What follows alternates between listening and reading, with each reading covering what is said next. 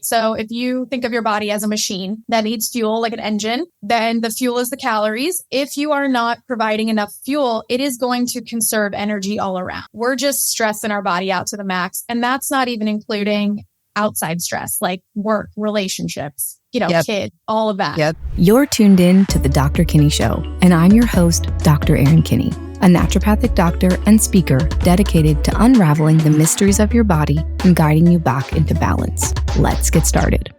Hey everyone, welcome back to another episode of the Dr. Kinney Show. This week, I'm really excited to have joining me Dr. Ashley Dwyer, who's a pharmacist and founder of TeamBDN Coaching. We're going to have a super fun chat today. Ashley, it's so fun to have you here. Thank you so much for being here today. Yay, I'm super excited. I know we were just talking about like putting it off, but I was like, yay, I can't wait. Yeah, we've rescheduled a bunch of times. It's very hard when you have two very busy schedules to try to get together to record. So why don't we start by sharing your journey? Because you've had such a cool, interesting one. So I'd love to hear from start to finish. Like, how did you get to where you are? Yeah. So I started going into pharmacy school, like becoming a pharmacist. And that was, when I was in high school, I loved math and science and wanted to be in the healthcare field to help people, right? Like that's why we get into this field. And then you go through the schooling and realize once you step into the field, that's not always possible in the way that you imagine. So for example, I graduated and became a retail pharmacist, and retail is very difficult. It's very stressful. There's not enough time. There's not enough help. You become burnt out to the max, much less being able to help your patients, right? So totally. It quickly became kind of morally contradictory of what I really wanted to do and what I was able to do. And in the meantime of being in pharmacy school and becoming a pharmacist, I went through, my own health issues. And then I was also in pharmacy school competing in like bodybuilding competitions. So not actual bodybuilding, but like the bikini, NPC bikini. Yeah. So you're lean, you're starving yourself. It's not healthy. It's not healthy by any means, but it made me really fall in love with nutrition and fitness and like seeing how the body can change. So that was step one, right? And then it's important because it's how I got to my health issues. So graduated pharmacy school, started working in like a Walgreens pharmacy, very crazy. Yeah. And I was 27, 28. And I remember just feeling like absolute crap. Like, oh, wow. No matter how much caffeine I had, I could narcoleptically fall asleep. You're just exhausted. Oh my God, exhausted. My hair was like shedding like crazy. And there were so many other symptoms at the time. And now I'm like thinking about it 7 years later, like what did I feel? But massive anxiety, just insanity. So I went to the doctor and I was like, what is going on? I need blood tests. And I was keeping up with my health anyway, or what I thought was healthy at the time, right? I competed, so I was still trying to eat very, very clean. I still wanted that body aesthetic. So I get my lab work done and it's all over the place. Like insulin super high, cortisol super high. Oh, wow. My sex hormones are basically menopausal. And how old were you? You were in your 20s? I was like 27. Yeah. I was on birth control. So it's not even like a clear reading, right? And then my thyroid was subclinical. So normal, but low T3. Not optimal. Yep. Not optimal. Because you think about hair shedding and you're like, okay, well, here's, an issue of stress. So thyroid, lots of things. Yeah, right? Like all the things. So my doctor at the time, just a regular PCP, and I didn't know much at this. This is why I've come to do what I do now, is because he took me off of birth control, slammed me on Synthroid immediately. Oh, yeah. Like there wasn't really a lifestyle change intervention, right? Gotcha. Yep. And once you get put on thyroid meds, it then becomes like the hardest struggle to get off of thyroid meds sometimes. Well, sometimes that can be the case if you're not doing the other work, right? Right, which I wasn't. Yeah. I was just like, okay, cool, this will help. And then they start adding more T4, and then we need T3, and then we I went through two, I think it's in one of my bios, like 3 PCPs, 2 endocrinologists. And if I go to a doctor and I'm like, hey, can you tell me about like iodine supplementation or something, and they don't have an opinion on it or don't know about it, I'm like, I'm not comfortable talking. Yeah. Like naturopathic strategies, right? So endocrinologists finally got into functional medicine doctors and started making necessary lifestyle changes like eating more, backing off of training, sleeping, eating more carbs. I was like the low carb for a while, not keto or anything, but just like not as much as I should for my exercise output. And finally started doing much, much, much better. And now I'm like, okay, I essentially ran my body into the ground, which is what my blood work showed. I needed to not do that. Instead, I'm still on thyroid meds. Like I'm still lowering my dose all the time now because we're doing all the things correctly. So one day. Well, and I talk about this a lot. We talk about thyroid. If you have to take a little bit of thyroid hormone while you're working towards it, that's not necessarily, you don't need to beat yourself up about that. Sometimes the body needs a little bit of help while you're continuing to do the lifestyle changes. I never think it's bad to have the shame about doing any choice that you've made in your health decision, right? You might later on learn, okay, maybe that I could have had a better choice, but it's all part of your process and it's part of your journey. Right. And you learn something through every decision. And so, if you're listening and you're taking thyroid hormone and you're like, oh my God, should I not be? It's totally okay. No, it's fine. We're here to educate you on how maybe you might not need as much, or here's some other things that could enhance your body's, whatever symptom it is that you're struggling with, that maybe the med's not helping, or, all choices are okay. But there are sometimes choices that could optimize or enhance your performance. 100%. And I think where we were kind of speaking privately before of how you need a patient advocate, right? Like you said, if I had someone on the side who was like, no, or what I knew now, like a me back then would have been like, no, you're just subclinical. Like your T3 is low when you have low body fat and you're dieting. And anyway, like you can get that back up. We don't need meds.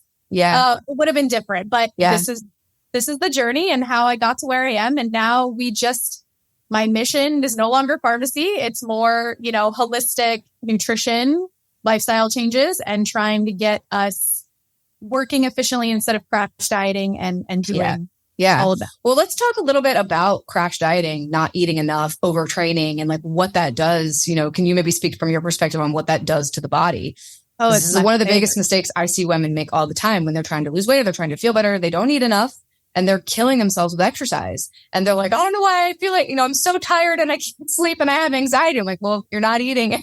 And you're, so these are like paramount, really simple things you can do that make you feel really good. So I want to hear your perspective on it. Well, I always like to say too, I'm like, listen, it's not your fault. Like we're just doing what we think we should be doing, right? Like we're doing what's always been touted to us, like eat less, move more, right? Like calories in versus calories out. But especially for women, hormonal balance and hormonal happiness is so key. And we mostly spend our entire lives in a diet. We hear 2,000 calories and we're like, that's extreme. I could never eat that much. So we usually chill around 12 to 1,400 when we're trying to lose weight, right? And if anyone's heard the saying, that's what a toddler needs to survive. It is, right? Yeah. And your body is literally doing that. It's surviving off of that, not thriving. So we focus a lot on metabolic adaptation and metabolic healthfulness, right? So if you think of your body as a machine that needs fuel like an engine, then the fuel is the calories. If you are not providing enough fuel, it is going to conserve energy all around. The way that our body works, if it goes into a fight or flight response, which undereating does to our body because it thinks we're in a famine, it thinks we're not getting enough food. Then we're adding training onto it and overtraining at that. No rest days, poor recovery. We're just stressing our body out to the max. And that's not even including outside stress like work, relationships, kids, all of that. Yep. So you have chronically elevated cortisol, which then downregulates the other systems of the body, like your thyroid, like your sex hormones. At that point, sex hormones are a luxury. Procreation is a luxury, not a given. Right? You're either making sex hormones or stress hormones, which I say this all the time. The body doesn't want to make both. I love it. Exactly. So, a lot of women are also on birth control. So you don't even know if you're having a healthy cycle or not. You don't even know what is going on. You're just having withdrawal bleeds and thinking we're good, right?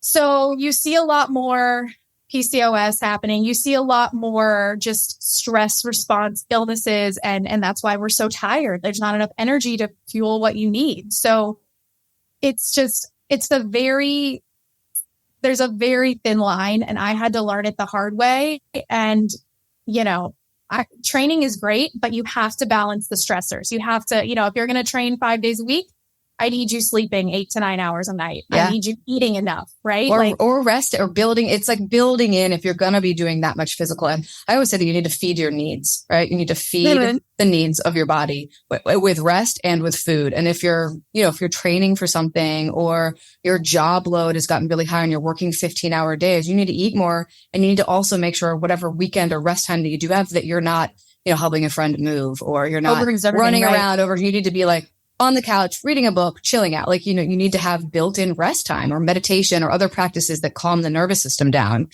Exactly. That was a good point. You kind of just said something and it was like, well, something we don't talk about either is it needs to be a good time to go into a diet. So if you said your workload is increased, or maybe you're moving or going through a divorce or just something that's really stressful, a diet is going to make that 10 times worse. Yeah. The stress on your body. So it's not always a good time to just like shed a few pounds, right? Or drop into a calorie deficit. Well, and typically the body won't. I mean, I see this a lot. People come in and they're like, oh my gosh, I've been on this diet. And like, I'm either it's nothing's happening. And I always use this analogy, and I've mentioned this on the show before multiple times. I like to pretend that the body is like a house, right? Okay. And the weight that you want to lose is like a basement closet filled with junk, right?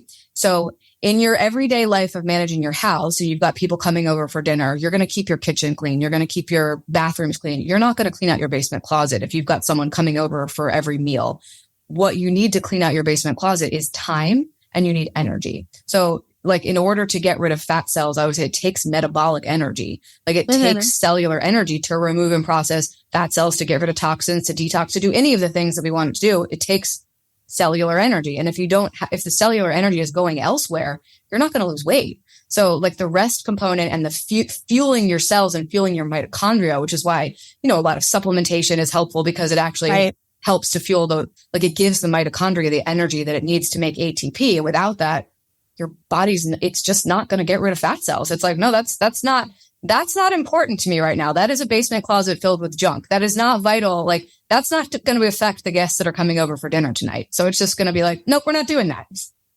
I like that analogy. I haven't heard that before, but I like it. And not only are we not going to put energy towards that, but when your body doesn't feel safe, right? Yes. It's that stored body fat. Yes. And so I to continue on the analogy, when the body doesn't feel safe, because I ended up diagnosing a lot of women with infectious things like Lyme or chronic Epstein-Barr. And that's usually the reason that they're maybe not losing. If they are sleeping and they are getting rest and they are eating enough and they're still not losing, or still not, their body still doesn't feel the way they want it to feel, something like that, an internal infection will keep the body in a fight-flight state. And it's like someone knocking at the door, someone trying to break into your house 24/7.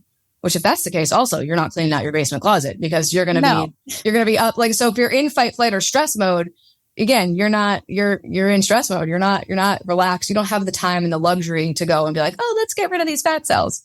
100%. Exactly. Yeah. So it's just a nice way I love to think in metaphors, because I feel like it's an easy way for you listeners or anyone to be like, oh, okay, yeah, what's happening? If my body was a house, what's happening right now? Do I have enough energy to like paint the shutters, which would be like, grow my hair long and my eyelashes long and keep my skin pretty? So funny. Or, or are we really focused on, like the internal stuff? Like, are we redoing the kitchen or the laundry room, or, which would be like the bowels or the kidneys, or, the vital functioning of a house.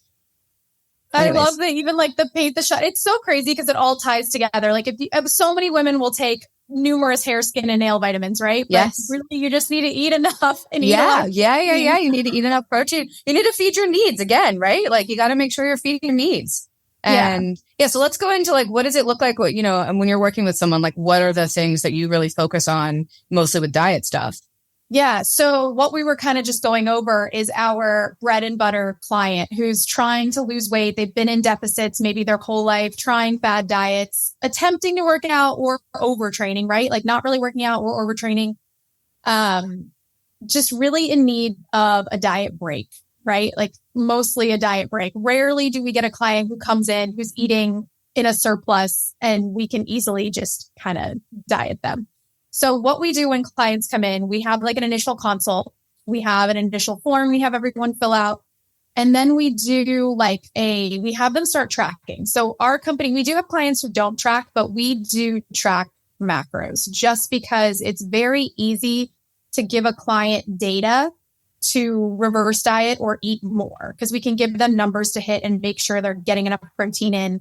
They don't have to eat the same things, where we're working on healing relationships with food. So food freedom is nice for them too, to be able to include their favorites. And then we can work on transitioning them into intuitive eating when we've kind of hit our point. Nice. But we do a log and have them do a log before they begin working with us. So we can even see like what types of food you're eating, how many calories you're eating, what your macro split looks like without even really tracking it. And then we'll kind of meet you where you're at. So our program specifically has what we call a 2-week primer. So it's kind of a meal plan, but it's not a meal plan because we don't give meal plans, but it's more of a 2-week recommendation type of foods where they're eating more nutrient dense foods. We are kind of eliminating gluten and dairy the first 2 weeks because most people have an intolerance and just refuse to admit it, especially the dairy. Yeah, well, they're both just highly inflammatory, and even if you tolerate the actual gluten molecule, today's wheat is sprayed with so many pesticides, it's poison. Bad. And that's most of that gluten poison or pesticide, it gets stored in fat cells, and then the body doesn't want to release it because if it gets rid of the fat cell, that pesticide poison is going into your bloodstream. So most people, even if you are not intolerant to it, most people feel better and do better in terms of weight loss or detoxing, not eating both of those. I know it's not fun, but the results that I see in my patients when they cut those things out and in my own body personally, I feel so much better when I don't eat those. And I was going to say, I don't have celiac, but I eliminate gluten the majority, as much as I can. And it's a noticeable difference. Oh, yeah. Yeah. And then, but sometimes I'll have people that will say, oh, I cut it out for 2 weeks. I didn't really notice the difference. You have to give it at least 6 to 8 weeks of really cutting it out. Especially, if you have celiac and you cut it out for 2 weeks, you're going to notice a difference. But if you've got a mild intolerance, or if you're just, if we're cutting it out because we want to get rid of the pesticides, it might take a little while for your body to kind of remove some of the residue, if you will, from gluten. But yeah, I'm not a big fan of gluten or dairy. I think they are prohibitors to most people feeling well. They are prohibitors to most people losing weight. Granted, I know this is not an easy thing to cut these things out. And at the time we're recording this, we're right before Christmas. This is all people come in during this month. I'm sorry. So January is a tricky month, or excuse me, December is a tricky month to do this, but it makes your holiday and your stressful periods of time go even that much more smoothly if you do cut those out, because you feel better. Anyways, get soapbox. I get on the gluten and the dairy soapbox a lot.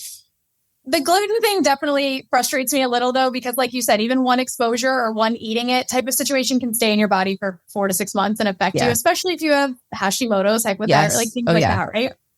Gut health issues.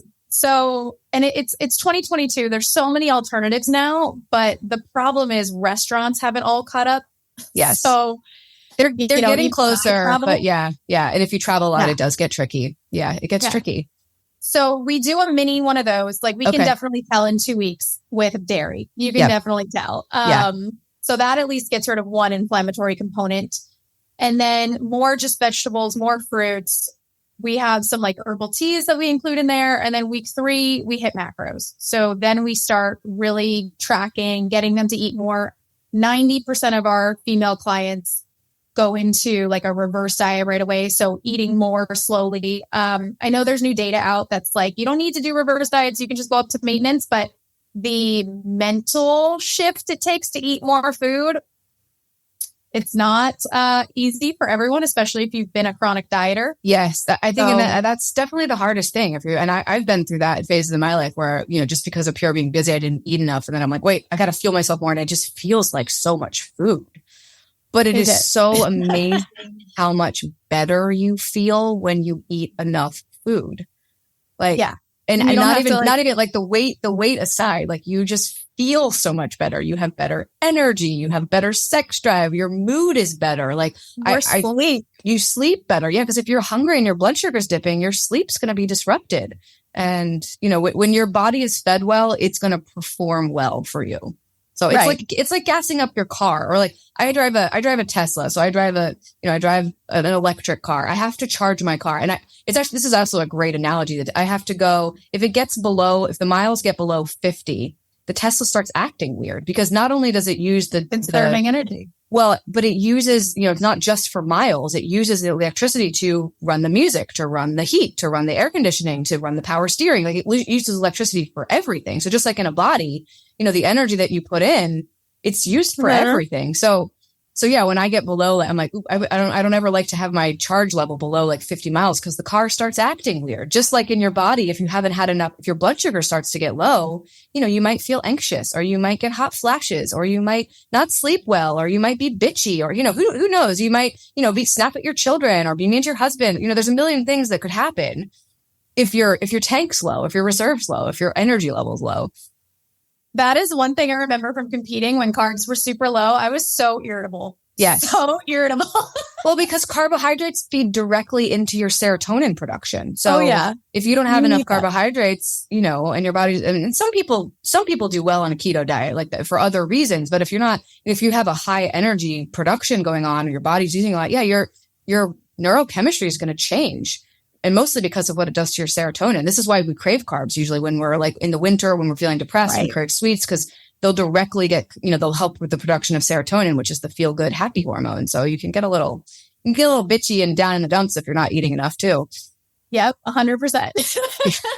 So we try, even if patients come in, or clients, not patients anymore, but even if they come in with like type 2 diabetes, insulin resistance, PCOS type of situations, we never try and eliminate all carbs. I don't want to do that. I don't like doing that. So we'll focus on fiber. We'll maybe make their initial fat macros higher, protein higher, and then slowly change those, because you have to adjust macros over time. But everyone gets like a personalized approach, supplement recommendations if we need it. We'll look over blood work if they have it. Cool. So we work with these clients for anywhere from 12 weeks to, I still have clients who've been with me for almost 3 years. Yeah, that's awesome. Depending on what they need. Yeah. But so what's the best way for people to, if listeners are interested in working with you, what's the best way for them to find you? Oh yeah. So I do a ton of stuff through Instagram, and this is where I like talk to most people. Yeah. So you can find me on Instagram at dr.dwyer. So at Dr. Dwyer. On Instagram, my coaching company is TeamBDN Coaching. So B as in boy, D as in dog, N as in Nancy.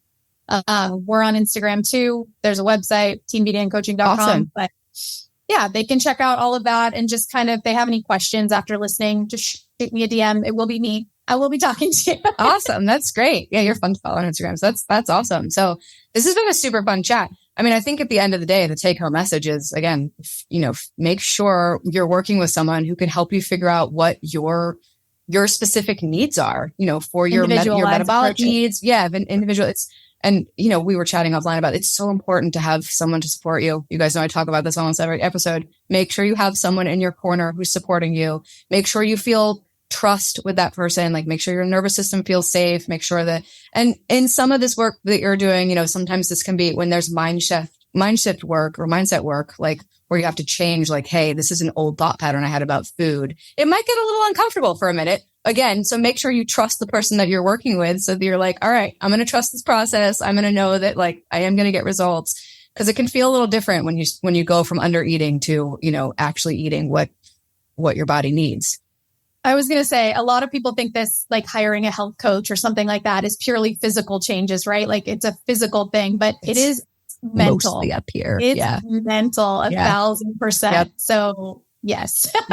Yeah. The mindset thing is I think the longer that I practice, the more that I understand that what happens up here, the changes that happen up here are paramount to anything that happens. So like, if this changes, everything else in the body will change.